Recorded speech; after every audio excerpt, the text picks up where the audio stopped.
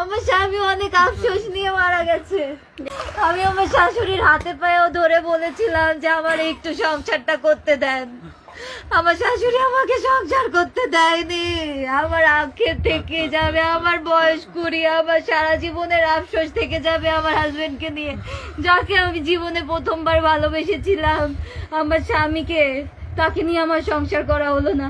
আমার হাজবেন্ডের মতো সুন্দর ছেলে আমি দেখি নাই আমার লাইফে দেখি নাই। ও আর আসবে না, ও আমাকে এসে জড়িয়ে ধরবে না।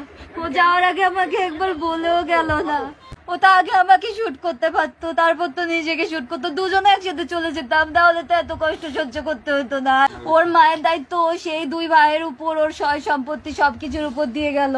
আর আমার দায়িত্ব দিয়ে গেল ওই কয়েকটা স্বর্ণের উপরে। আমার হাজবেন্ড সৎ মানুষ ছিল, ওর স্বর্ণ বেশি নাই। আমাদের বাসা তো সিলগালা করা আছে, টিম ঢুকুক, বাসায় টিম ঢুকে যত স্বর্ণ আছে বের করে আনুক, দেখুক তারা কয়টা স্বর্ণ আছে।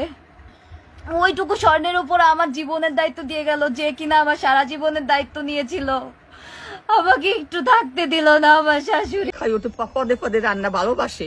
আমি কত সদাই, ও 10টায় সকালে ঘুমের তুই দেয় ওই দুধ চা যা খাবার খাইয়ে দরজা লাগাই যায়, আবার ঘরটা বাইরে, আবার যে ঘরে যায় ঘুমায়, আবার দুপুরে রান্না করে পাতাই থই, দুপুরে দরজা খুললে খাইয়ে আবার ওই মোবাইল, সারাদিন মোবাইল। আর কয়েকটি মা রাত্রি 4টে মতো মোবাইল চালায়, রাত 4টে পর্যন্ত।